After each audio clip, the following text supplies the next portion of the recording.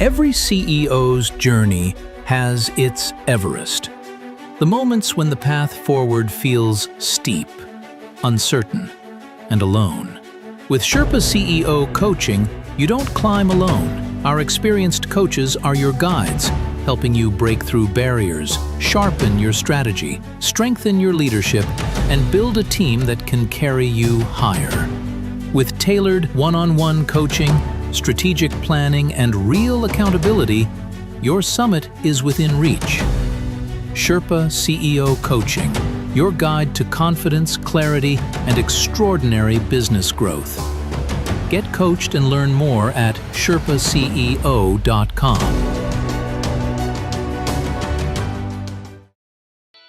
Welcome to the Entrepreneurial Journey with your host, Dave Westcott. The Entrepreneurial Journey is a weekly podcast that streams live every Tuesday at 9:15 a.m. Pacific on Dave's YouTube channel and LinkedIn profile. Now here's Dave with this week's episode.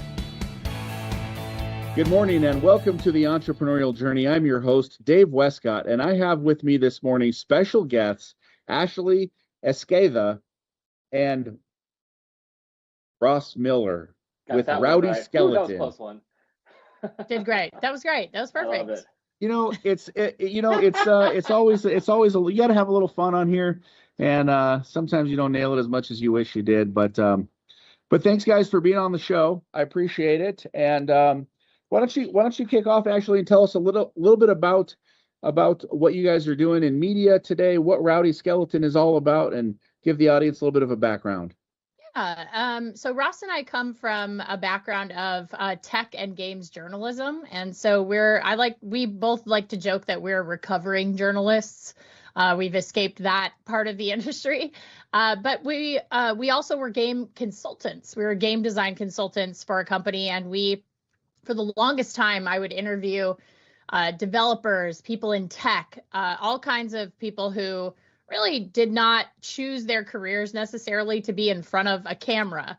And so over the last 15 years in media, or 20 years now, we've really seen this massive rise in video first. And so I'm sure some of your listeners are familiar with the infamous Facebook pivot to video. And so a lot of founders, CEOs, executives, managers, leads, they have all had to present on camera or do interviews on camera, which is something that they're not necessarily used to. And I remember a long time ago, I think it was 10 years ago. It's funny. I just thinking about it. I was interviewing a game developer about his game, and he was such a lovely man, was so enthusiastic about his project, but could not finish a sentence. There was just no stopping points. And so he just had so many ideas, and he was just going and going and going. And I remember sitting in the edit bay for that piece with my producer editor, and we were trying to solve this problem of how do we edit this in a way that was coherent. And I said, I should just teach people how to do this because I love it. And it's sort of like giving the student the answer to the test, right? Like I'm the journalist, and now I'm giving you the answers on how to best present yourself and how to best answer these questions to get that sort of like maximum impact on, what you want to say about your project. And I remember my producer saying, that's actually a really good idea. And at the time I was working at cnet.com. And so a lot of we were owned by CBS. So there was no, I could not have a second job. I could not run another business. That was my full-time gig. So I just sort of put that in my back pocket and didn't think about it again until after pandemic lockdowns, and I had gotten laid off.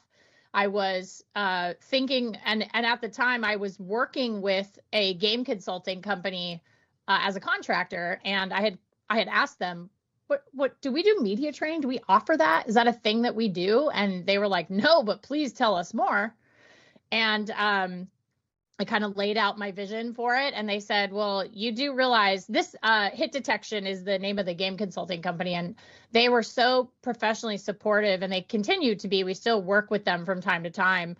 But Ross and I had sort of orbited each other in the tech journalism space for the better part of a decade. And maybe even longer. And we had never actually spent time together. And it turned out Ross was also a consultant for hit detection. And our head of consulting, Sterling, was like, I just feel like you guys have to meet. And I had been working on kind of a business plan, and I wasn't really sure how I was going to go forward.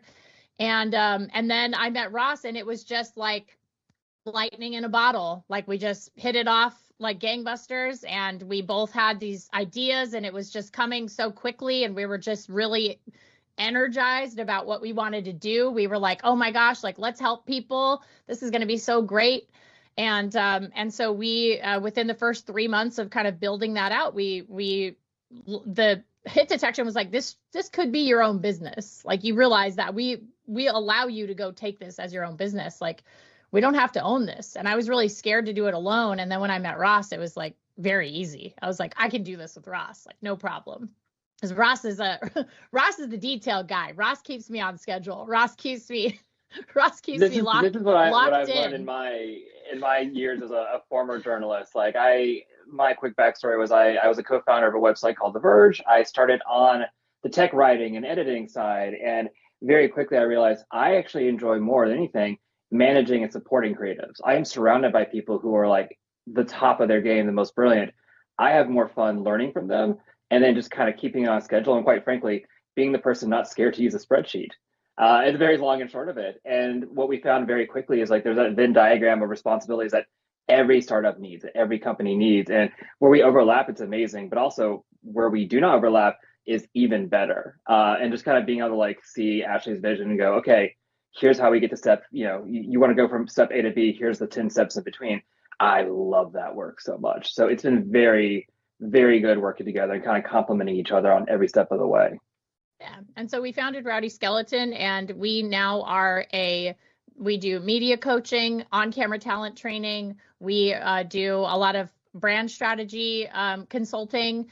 We also do, and now recently we started working with The Verge, Ross's former journalism employer, but now we've come back in as the third-party agency that produces their branded video content. So we're just really proud of the work that we're doing, and it's just been it's been a weird few years. I mean, media is always changing, always evolving. But it has been a very fun few years because we have each other to kind of navigate. That's very cool. It's very serendipitous the way you guys put it together. Much. You met. The orbits are circling. We're having fun. Bam, we get together and it's like magic in a bottle, right? It just happened. You guys get it cracking, and you've built this business it's growing and it's successful, and you're having fun doing it. You guys do media, you do on-camera talent, brand strategy. On-camera talent, that's got to be a big deal, right? It's hard to get in front of the camera. It's nerve-wracking. It's one of those things that kind of makes people, start sweating. They get nervous. They don't want to do it. But in today's environment, if you're not in front of the camera, if you're not there, if people don't see your brand, then you're taking steps backwards. I guess, how do you start coaching and working with somebody when they do have that fear, when they can't finish the sentence, as you put, like they just don't want to do it? That's not me. That's old school. I don't want to do it. I'm old school. I don't want to do any of that. How do you start that coaching and getting them outside of that box and out of that shell to say, hey, it's okay? I know one of the things that we're really proud of is with game developers, I would say, Ross, 98% of them do not get into game development to step in front of a camera. It's like they actually are actively avoiding that. I believe that. Lowballing that number, actually. Yes, yeah. It is many times it does feel sometimes like, we had a CTO come to us, like, you're ostensibly my acting coach. It's like, yeah, to an extent. But it's such a great time for this because I think, as you said, like we're now at this point where being on camera is so essential. We're not just talking about like the kind of media pivot to video era, but like truly to be authentic is to show yourself and to live in what, essentially is an age of cringe where it is not just okay to be authentic itself. It's encouraged. It's encouraged to have those little quirks and not be overproduced. I think that's something we've seen a lot more. People are like, I don't want to sound like local news. I don't want to sound like I'm giving like the Academy Award interview. I just want to be me and not be so scared to be on camera as myself. Yeah. And we also talk a lot about, the way that media is now, if you are a founder, you are an extension of your brand. You are the face of your brand. Look at all of these FANG companies. We all know the CEOs of these companies. They're not hiding. They're like, we know them. They are everyday names in the news. Sam Altman, Satya Nadella, Tim Cook, and now there's new CEO incoming at Apple, Ted Sarandos. Like, there are many CEOs that, like, Steve Jobs, like, we are in an age where you are intrinsically connected to your company. And if you can offer that storytelling, that authentic storytelling from your perspective, there's nobody else doing what you do. Like, there might be other companies doing what your company is doing. There's no other you running that company. And so if you can tell your unique story in a way that connects with an audience, then you have an audience and you have fans, and you can build that sort of grassroots evangelism. But the first thing we tell people in every workshop that we have done is, great news. The first number one question we always get is, I'm scared. Do I need to be extroverted to do this? And the answer is always, no, you do not. You absolutely do not need to be extroverted. Look at somebody like Morgan Freeman, right? Morgan Freeman has presence. He has gravitas. He's not Jack Black. It's two very different performers, but they still draw people in regardless of their personality type. They don't have to be, not everybody has to be this big, loud, ostentatious personality. You can draw people in with presence. And if you're authentic, to Ross's point, that makes people interested in the online world we live in now. It's like, yes, everybody's really worried about seeming cringe or like being embarrassing. But if you just put yourself out there and you can walk away feeling like, I've told my story authentically, then you'll never seem cringe, because you're not putting on a performance. You're not making things up. You're not embellishing things. You're just telling it as it is and saying, this is the story of my company, and I'm really proud of that. And this is who I am. And thank you so much for being a customer. Guys, when you're looking at working with somebody, how do you help them find their voice? What does that voice look like? How do they dive into that? How do they get that working and flowing? And then secondarily, is there an age group that this works better with? I mean, if a guy's been running his business for 25, 30 years, he's a little bit on the older spectrum, or a gal, how do you help them find their voice when maybe they don't want that voice to be found? How do you help them break out of that shell and really show them what this means to their entrepreneurial journey, and really, what's the ROI that comes out of this? Am I going to make money of every dollar I invest in this? Am I going to make 17? I don't even know if that's real, but at the end of the day, how do we help them know how important what you're bringing to the table is? No, absolutely. That's a great question. I'll tackle the first half of that for sure. It's very interesting when we talk to people, and they kind of already get this idea that there's an on-camera and a kind of an off-camera self, and we see it time and time again. We do these workshops. We work with Microsoft in particular. We love to try to do the live fire experiments with these workshops, where if you're going to have to be on stage reading a teleprompter, we're going to make you get on stage and do that. And even just standing on stage, many times you see their shoulders tense up. You see the change in the rhythm of their voice. You see them in their head kind of thinking what they say. And the quickest way to kind of get them out of it is just to take them to a step off the stage and talk through it. And once you kind of like get them to just kind of casually and conversationally say, this is what I'm doing, it's showing them the kind of awareness of like, that's how you can be on stage. It doesn't feel natural to be, sort of comfortable on stage, but through that kind of repetition and kind of realization of when you see that and feel that two selves, it does help to start kind of bridge that gap. And I think that's the most important thing, is just kind of experiencing it firsthand, and then kind of understanding that the most unnatural thing is to act natural when the camera is going. Yeah. And we, like, to Ross's point, we talk a lot about how we always say, like, isn't this feels so unnatural? And it's like, because it is. This is totally unnatural. Nobody lives their life. I mean, some people, I guess, now live their life with a camera pointed in their face all the time, but most people do not. And so to put them on a stage with a teleprompter or a jib, or it can be very intimidating. It's very scary. And one of the things that we encourage our participants of any workshop to do is, if you have something that you have to read on a teleprompter, for example, we encourage you to, I think a lot of people feel very shy or timid about making edits to a script. And so they'll just read something that somebody else wrote. Maybe their marketing team wrote it. Maybe their PR person wrote it. Maybe somebody else wrote it. Maybe they wrote it, but also when you write something, it sounds a lot different than if you say it out loud. And so we encourage people to take their script and actually speak it in front of a mirror or on camera and just get a feel for what it sounds like, because when it doesn't sound like you, it doesn't feel like you. And so go in there, make your edits and say, actually, I don't use contractions a lot. I prefer to use this type of speech, or, I'd really like to make a little joke right here. That is scripted. Like when you watch a comedian handle a heckler, that is months of repetition and practice of handling that heckler. It seems so natural, seems very off the cuff. No, that is rehearsed and rehearsed and rehearsed and rehearsed until it is natural. And it is very much just like any other skill you have. To be good at it, you have to be bad at it first. Nobody walks out of, maybe me, fully formed, ready to be on camera just all the time. I love that.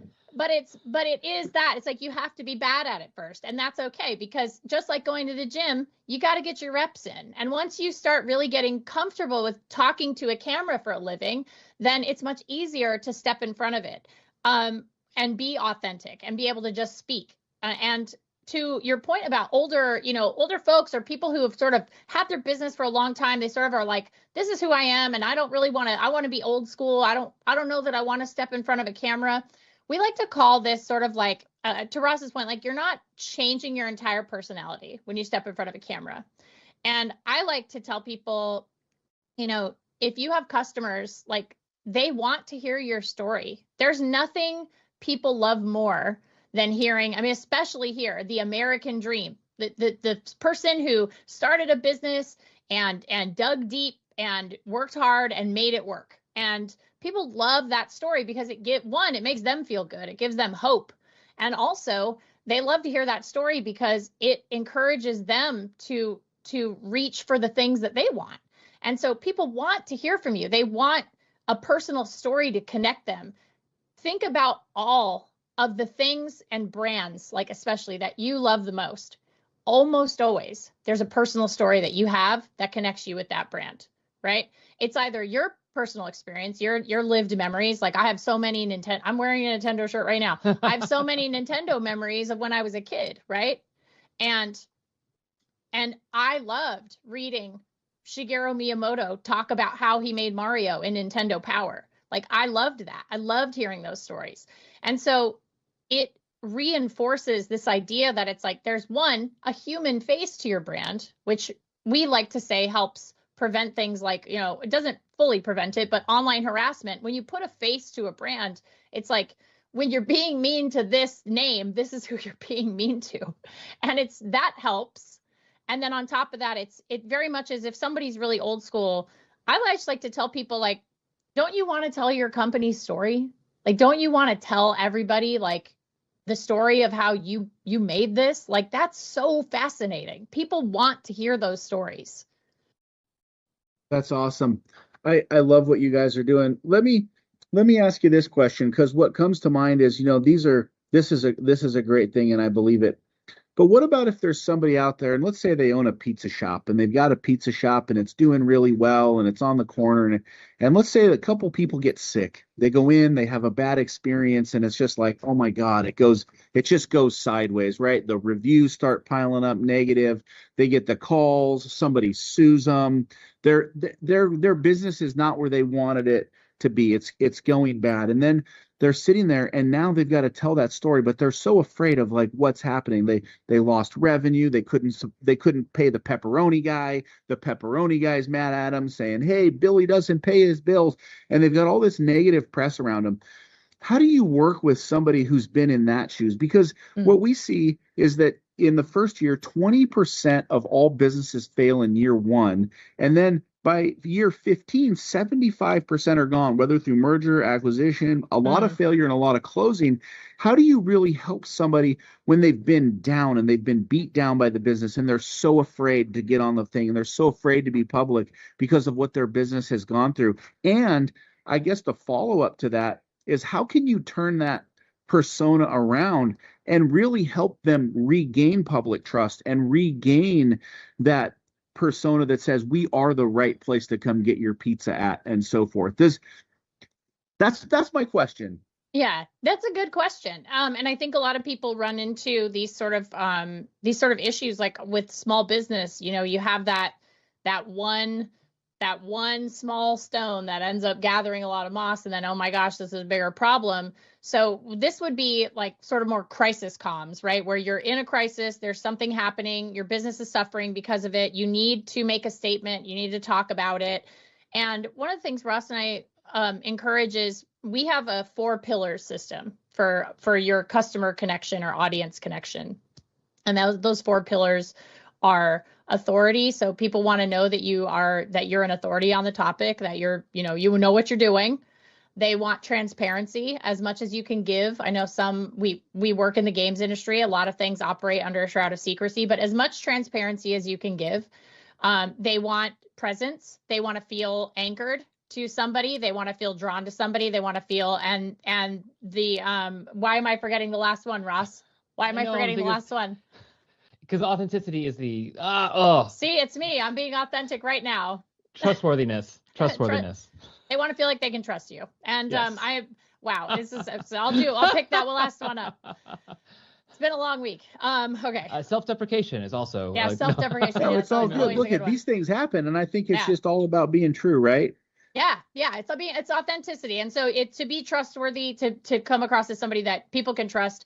This creates sort of audience connection. And so for me, if Ross and I sat down with this person, I'd say, okay, well, the first thing is like, you can't make excuses, right? You have to really know what the problem was, like, so that you can convey that. But the biggest thing is honestly apologize when something like this happens, if it affects your customers negatively, specifically when it's something, that actually made some customers sick or has harmed them in some way.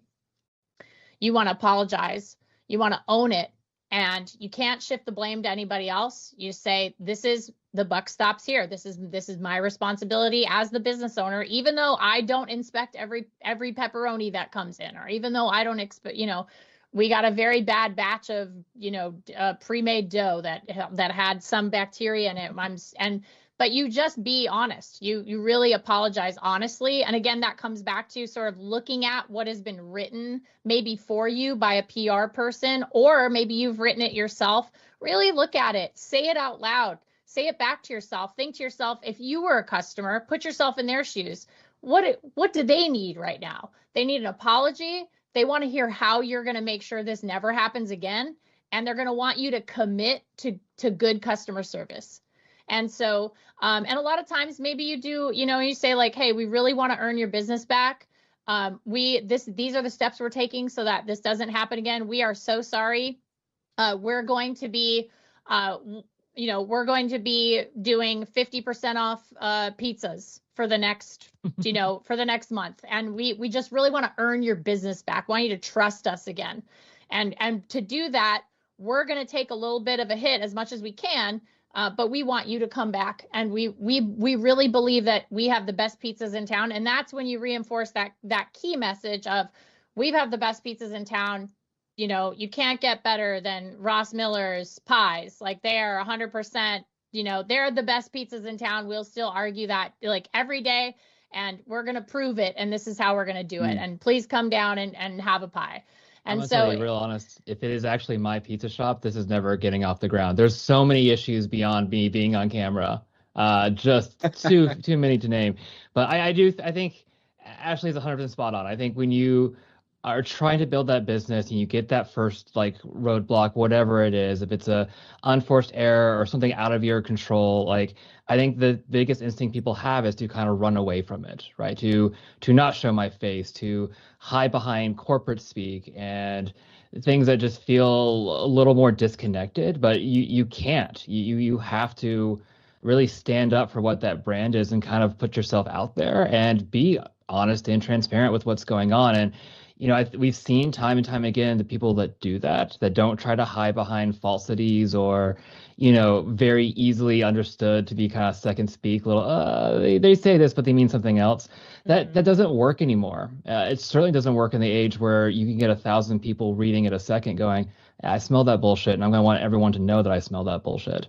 Yeah. I mean, even and in the worst, like in those really bad moments where it feels like the whole world's coming down on you, you have to remember that even a company like Apple has experienced things like Antenna Gate, right? And they did not handle that well. They said, well, you're holding it wrong.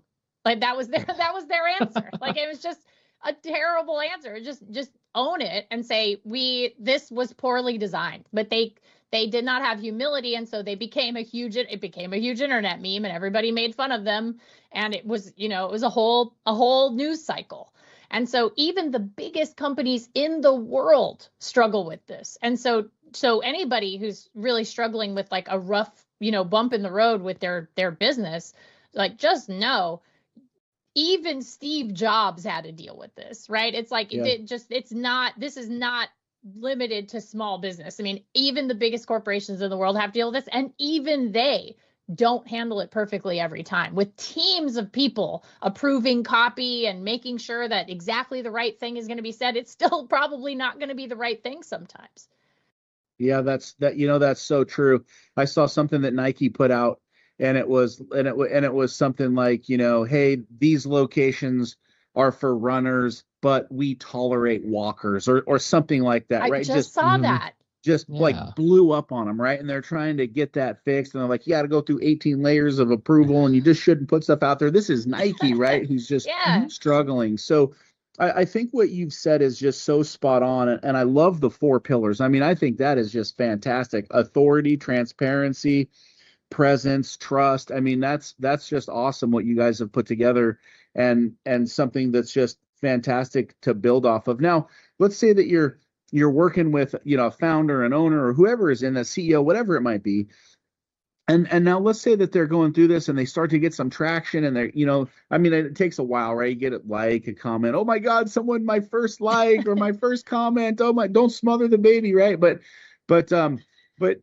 as that happens, they get some traction, and then they go way down, and then they go up, and they go way down. How do you help them maintain that consistency?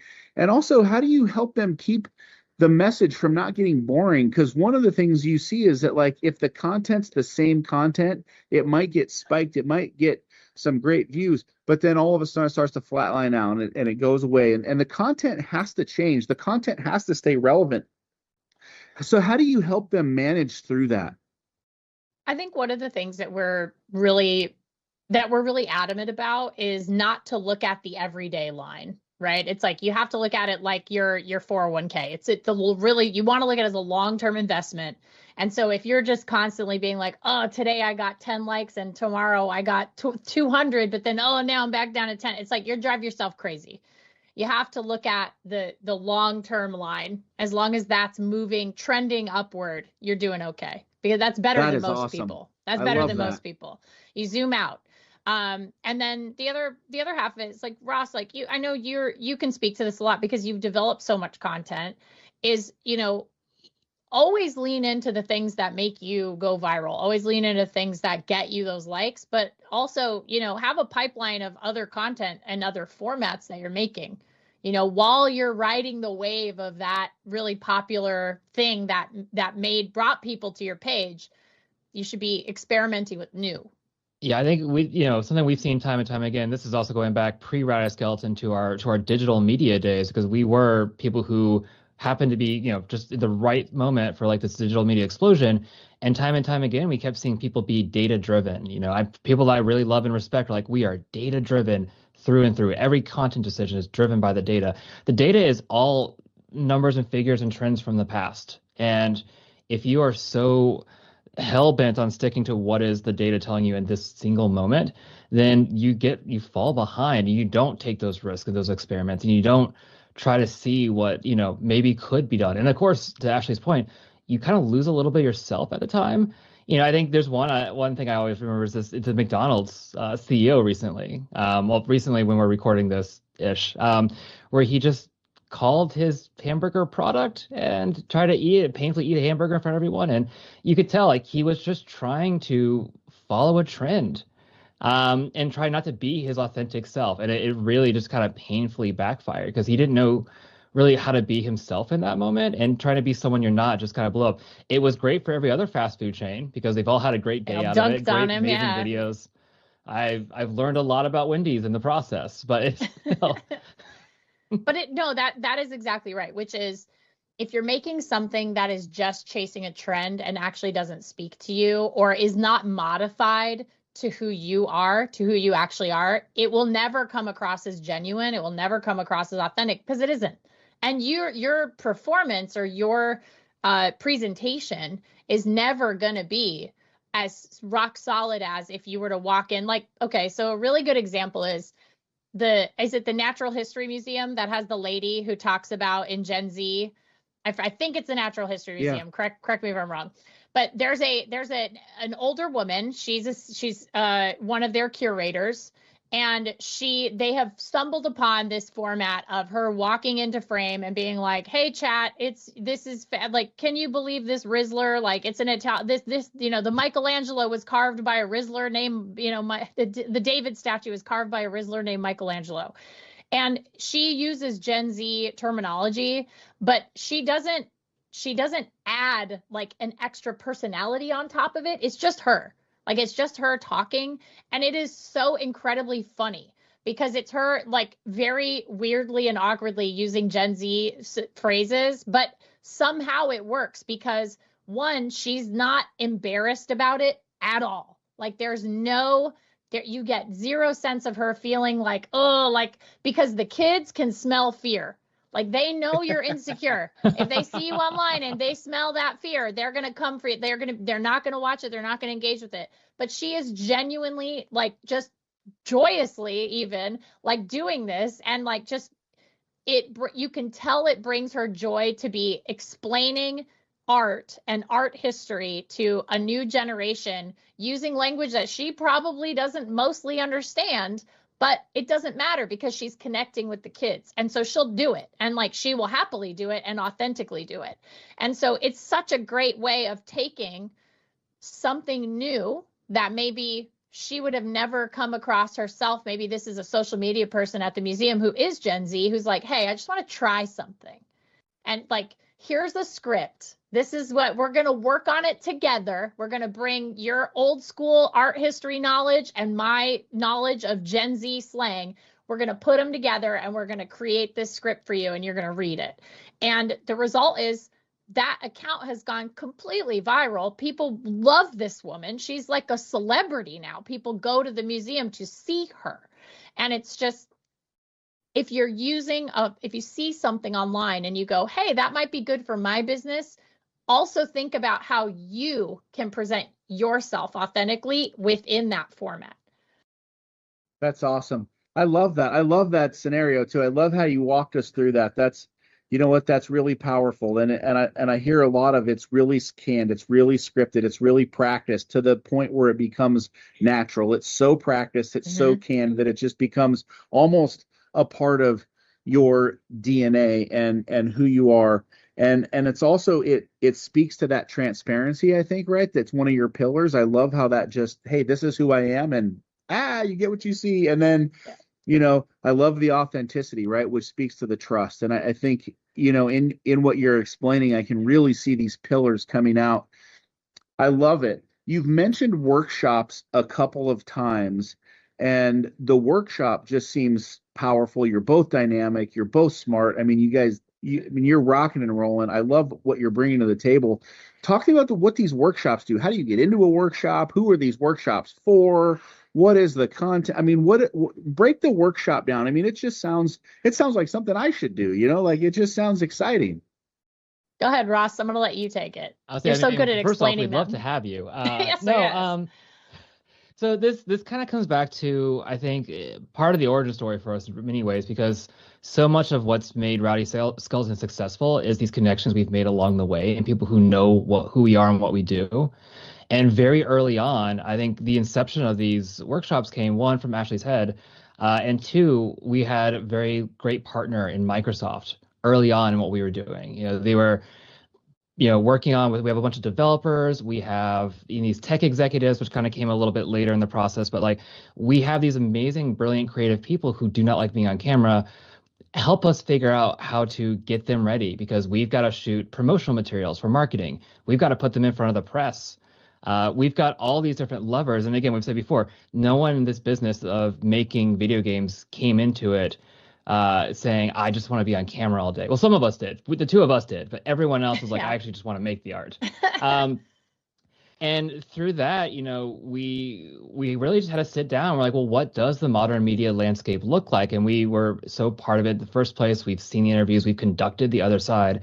And at some point, we're like, okay, well, if you are, for Microsoft in particular, if you are doing these kind of like promotional tours with your development team, here are the 10 different things that your creative directors, that your lead engineers, that your marketing department, even like, here are the steps you're going to go through. We have done them. We've seen the other side. We've talked to the people who are making these pieces of content right now. We still talk to a lot of the journalists. We still talk to a lot of the entertainment producers. And we're like, what do you need when you have this talent on camera? How can we help them shine so that your work is great too? And we hear all the time like what media is looking for and what modern media needs to have. So what we're trying to do is really kind of bridge the gap between the people we know on the media side and what they need from talent, and the talent themselves, and how to kind of get to that point and be ready. So I think there's no better, teacher than just learning and doing. So the thing that Ashley and I really wanted to make sure is that everyone who goes through these programs, they have that kind of sizzle reel.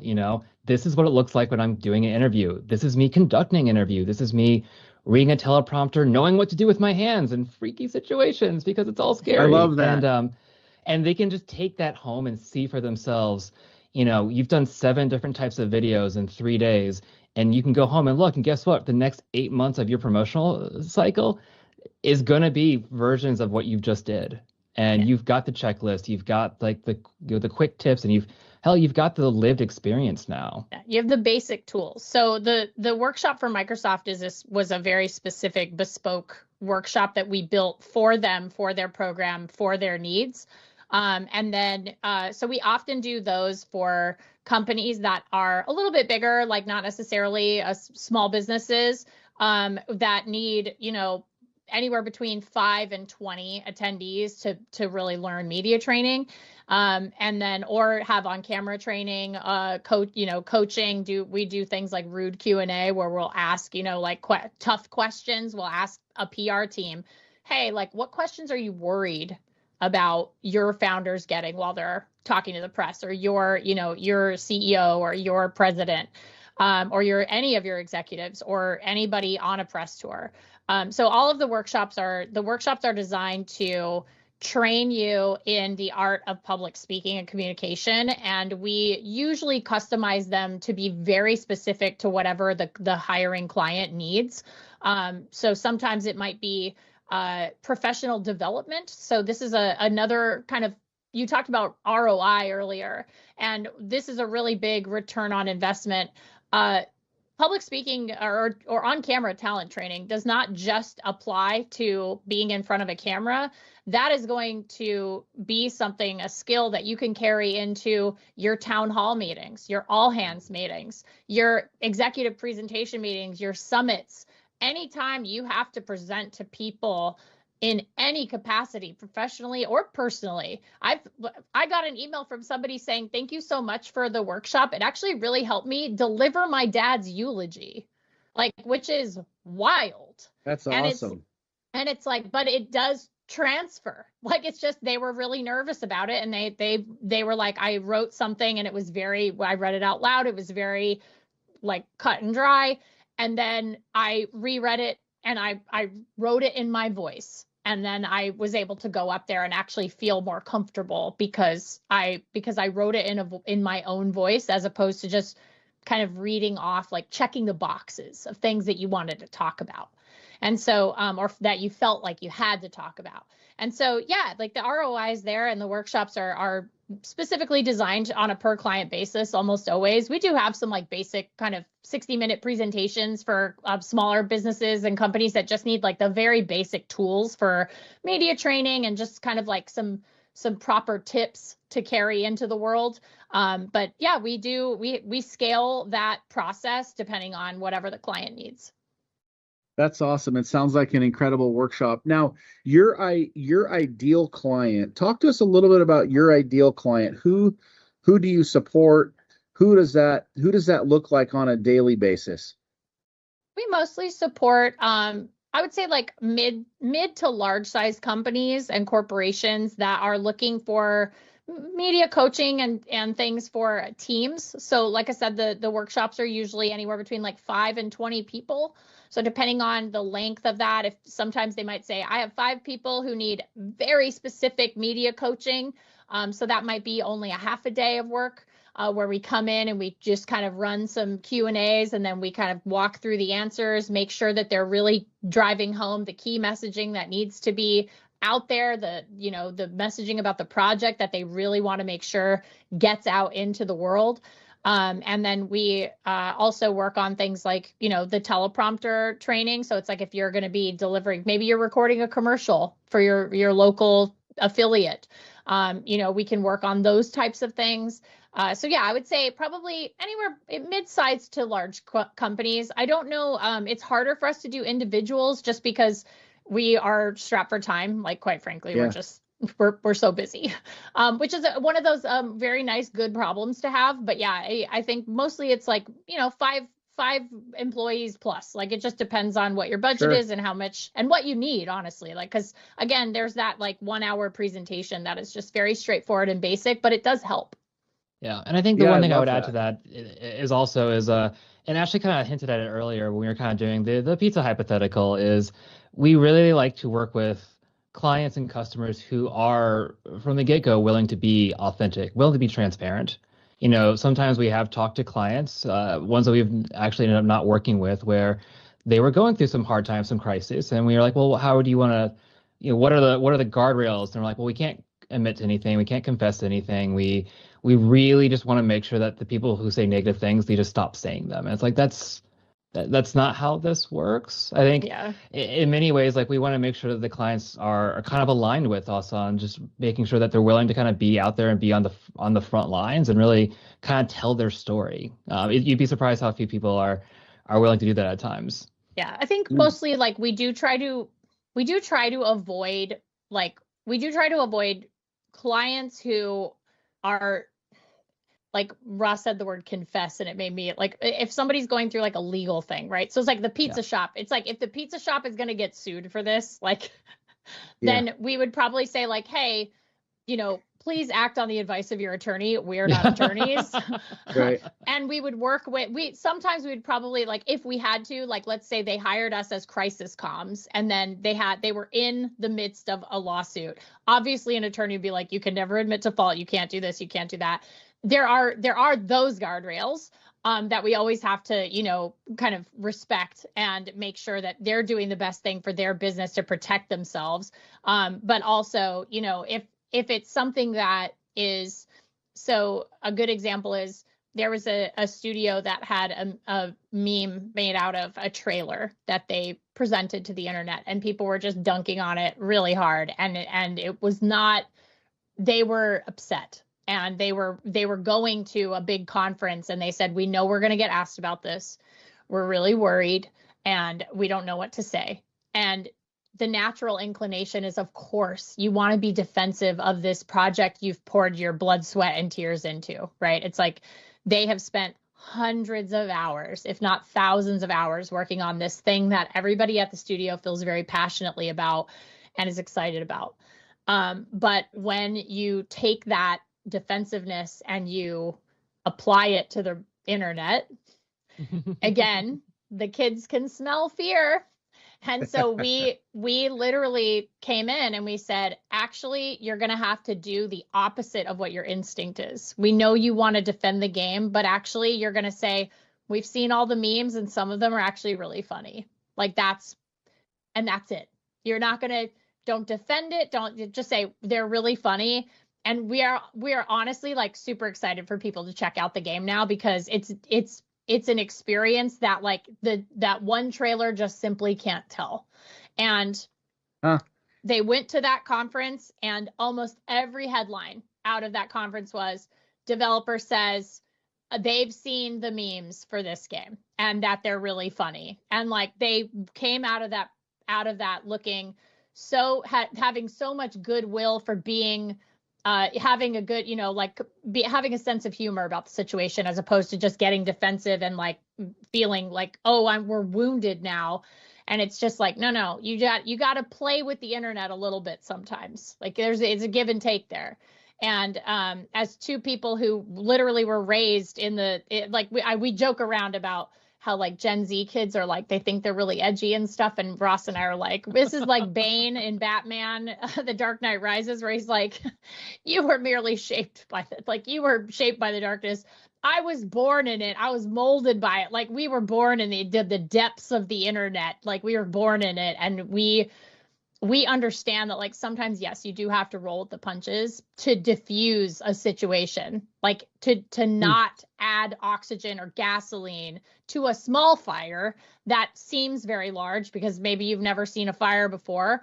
But it's like, don't lean into that natural instinct of like, oh God, like I need to just defend this because I feel so strongly about this thing I've made and it's mine and I worked really hard on these things. It's like, sometimes the internet just wants to have a little joke. Like you got to take a deep breath and you got to just be like, you know what? Actually, yeah, we did see those memes. They were some of them were actually really funny. Like we've enjoyed them. Problem solved, completely extinguished. You've completely put out that fire because they have no gas, because now it's, oh, this doesn't affect them. Okay, let's move on and find somebody who's going to get upset. And it's like, that's the type of stuff that like we love the most. It's like when you have a messaging issue that you're a little nervous about, you're not sure how to approach it. You're not sure, that your instincts are actually right. Like some people just want to go on instinct, and it's like, you can do that, but you have to accept the consequences of going off of instinct, which is that the internet also has a sense for instinct, and their instinct is going to be to push back even harder. And so it's like, sometimes you have to let go of the rope and go, I don't love tug of war. So I just like, it's fine. You can have that one. You got to just let people win sometimes. It's okay. I love it. I actually feel anxiety about the internet right now. I'm feeling anxiety about the internet. They are scary. Yes. It's an ocean, right? It's an ocean out there. It's a big open ocean. You never know when you're going to get what are those things? Yep. Megalodon? You're never going to get a megalodon come and swoop in on you, right? Mm-hmm. And those Gen Z kids are like a pack of piranhas. Like they're always around. They're just waiting. They're just like, they're predatory fish just waiting to chew you up into 1,000 pieces. Like they love it. Well, I'm glad you guys were born in it, because that means you can extinguish the piranhas, right? Yes, I love what you guys are building. I mean, what an incredible business that you've put forth. I mean, I think anybody would be lucky to work with you guys. I mean, just the amount of knowledge you have, the charisma that you guys bring to the table, the pillars you've built your business on, the experience that you have, just phenomenal.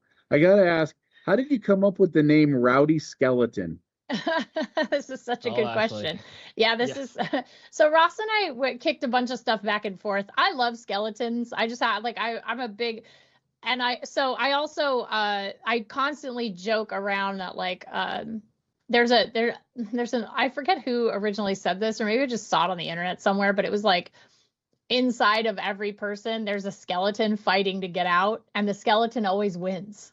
Like the skeleton is undefeated. The skeleton will always get out. Yeah. Eventually the skeleton will escape. And so we kicked around a few blank skeleton ideas. Like we had a couple of them. And I just remember like we wanted it to be fun and approachable. I also have like a connective tissue disorder. And so I have hypermobility. And so my skeleton is like a little bit uncooperative at times. But uncooperative skeleton is a very long business name. And so we were trying to think of ways to sort of like make it sort of fun and I was like, you know what, like rowdy is such a fun word because it evokes like this sort of like it's like fun mischief, or like, it's like it's like a party, like a fun party. It's a little rowdy, it's not violent. It's not this, it's just rowdy. It's like, oh, this is like it's like a little rough and tumble party. And so, Rowdy Skeleton, we landed on that, and the more we said it, the more we liked it. And so it was like, I think that's it. Like, I feel like that's the one. So, we just want people to have a little fight in them, like get out there and be a little rowdy for your business. That's I feel like that's the way, right? It's like, if you're not going to be out there, my manager, George Ruiz, he is amazing. And he's my hosting manager. He books me for all the hosting stuff that I do. And I still work in the industry. I still host stuff. And he told me when I launched my business, he was like, you're a business owner now. My best advice is be shameless. Do not ever feel shame about promoting your business. Do not ever feel shame about tooting your own horn, telling people what you do, knowing that you're good at it, like making sure people know that. And I think that is hard for people, right? It's like hard for people because you want to be humble. You don't want to come across as a jerk, but also you're a business owner. If you're not advocating for your business, who's going to do it? They need to see that, like, you are the first line of defense in advocating for your business. If you're out there blowing that horn and talking about your business and gassing it up and being positive about it, that is the trickle down. I think for me, that matters, because when people see you excited about it, they get excited about it. Your enthusiasm is infectious. And so if you're excited about your business, you don't have to make up, anything. You don't have to brag in a way that puts down other competitors. You can just be like, we're great. And I'll stand by that. And I am excited for you to come check this thing out. Like, I love, again, Ross Miller's Pies, best pizza in New York. You don't have to mention any competitors. You're like, it's the best slice in New York. And if you don't believe me, come on down and try one slice. And I guarantee you'll never go back to anybody else. And that enthusiasm carries through to people. Like, they want to feel excited about your business the same way you do. So get that excitement out there. Up today. You're excited about Ross Miller's Pies. I'm excited about Ross Miller's Pies now. Ross, I gotta get one of his pies. I know. I gotta invest in Ross Miller's Pies now. But it really is one of those things, and Ash just put it funny. It's the classic RuPaul line, right? If you can't love yourself, how in the hell are you gonna love anyone else? If you can't believe in your own business, why should anyone believe in it either? That's right. That's exactly right. Wow. I love it. You guys have dropped some serious gems and nuggets out here today. You've been rocking it. I got one final question for each of you, and it's my favorite question. We got a big billboard on the side of the road. You can say one sentence, one phrase, one word for the world to hear. What would each of you want to share with the world today on that billboard? I mean, my permanent and forever quote that I've carried with me for a million years is, be a good human. Just be a good human. Be a good human. Just be a good human. This is like, please, everyone, just be a good human. I love it. Well, I'll be the shameless one then, and I put rowdyskeleton.com. No, I would say... I love it. Do it. Shameless marketer. I love it. No, That's I great. think I would love be the something name. just like... I love what you guys are putting forward. How are you?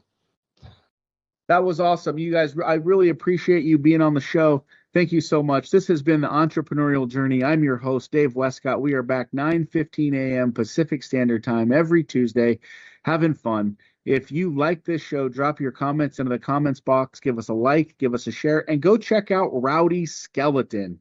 Check it out. Get engaged. What an awesome group of people putting this incredible program together. There's really got to be a mission for business. I really think that what you guys are doing, every single person needs to do and embrace. You're doing some amazing work out there. Thank you so much for being on the show today. Thanks for having us. Dave, thank you. Every CEO's journey has its Everest. The moments when the path forward feels steep, uncertain, and alone. With Sherpa CEO coaching, you don't climb alone. Our experienced coaches are your guides, helping you break through barriers, sharpen your strategy, strengthen your leadership, and build a team that can carry you higher. With tailored one-on-one coaching, strategic planning, and real accountability, Your summit is within reach. Sherpa CEO Coaching, your guide to confidence, clarity, and extraordinary business growth. Get coached and learn more at sherpaceo.com.